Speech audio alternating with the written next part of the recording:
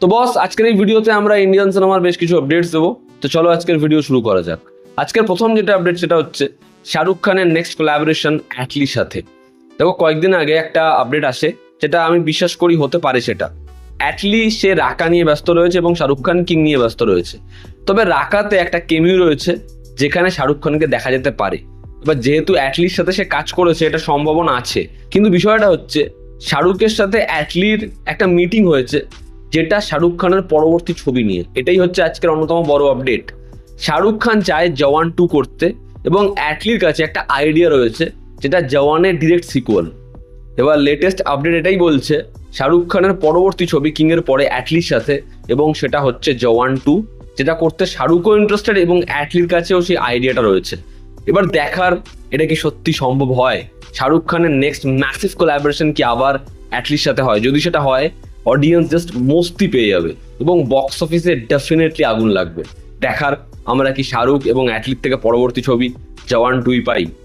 পরের যেটা আপডেট সেটা হচ্ছে ডেভিড ধওয়ান, যার পরবর্তী ছবি হচ্ছে হ্যাঁ জওয়ানি তো ইশক হোনা হ্যায়। এই ছবিটার পর সে সম্ভবত আর কোনো ছবি নির্দেশনা করবে না, সে এরপরে আর কোনো ছবির পরিচালনা করবে না। এটাই তার লাস্ট ছবি ডিরেক্ট করা। সে রিসেন্ট একটা স্টেটমেন্ট দিয়েছে যে তার শরীরের অবস্থা ভালো নেই এবং একটা ছবি ডিরেক্ট করা এখন তার পক্ষে খুব কষ্টকর। বরুণ এমনিও চায় না সে আর কষ্ট করে ছবি ডিরেক্ট করুক, তো যে কারণে এটাই সম্ভবত তার শেষ ছবি। আর বহুদিন ধরে ডেভিড ধওয়ানের ছবি দেখলে বোঝা যায় যে সে একদম আউট অফ দ্য ফর্ম। দেখার এই ছবিটা বক্স অফিসে কি করতে পারে। ডেভিড ধওয়ানের থেকে আমরা অনেক ভালো ভালো কমেডি ছবি পেয়েছি অনেক আগে, সেই ছবিগুলো দিয়েই আমি চাই আমরা তাকে মনে রাখি। পরবর্তী এবং আজকের অন্যতম বড় যেটা আপডেট সেটা হচ্ছে দেবের পরবর্তী ছবি 15ই আগস্টের সময় আসছে ব্যাড, বাইক অ্যাম্বুলেন্স দাদা। সেই ছবিতে অ্যান্টাগনিস্টের চরিত্রে, ভিলেনের চরিত্রে আমরা কাকে দেখতে পাবো? সেই ছবিতে ভিলেনের চরিত্র প্লে করছে ইন্দ্রাশিস রয়। ইন্দ্রাশিস খুব ভালো একজন অ্যাক্টর। দেবের সাথে তাকে আমরা শেষ স্ক্রিন শেয়ার করতে দেখেছিলাম গোলন্দাজে। এবার সে দেবের অপোজিটে ভিলেন রূপে।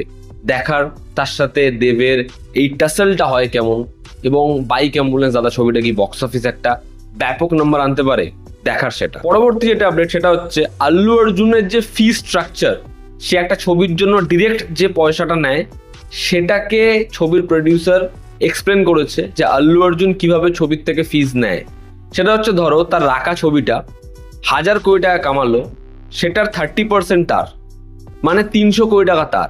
এবং সে এরকম ভাবেই পুরো ছবির সাথে ফি স্ট্রাকচারটা জুড়েছে যে যদি ছবিটা 1 টাকা কামায় তাহলে সেই 1 টাকার 30 পয়সা তার।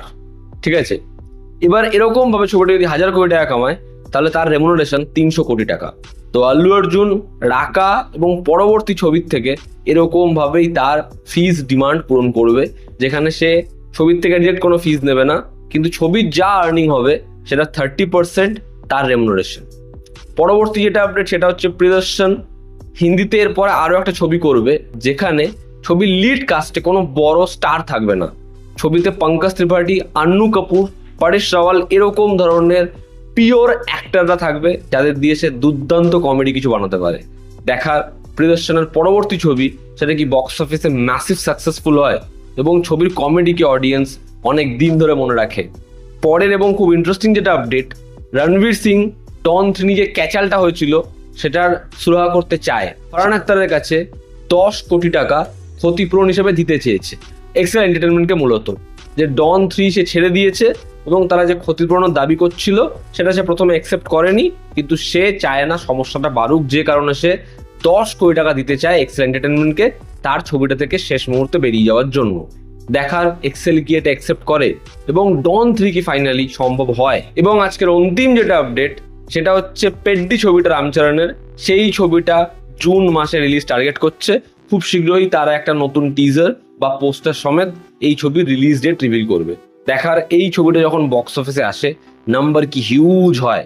তো এই ছিল আজকের লেটেস্ট আপডেটস। তোমাদের কি অপিনিয়ন জানিও, জনতা আমাদের পাশে আছে। আবার দেখা হচ্ছে। টেক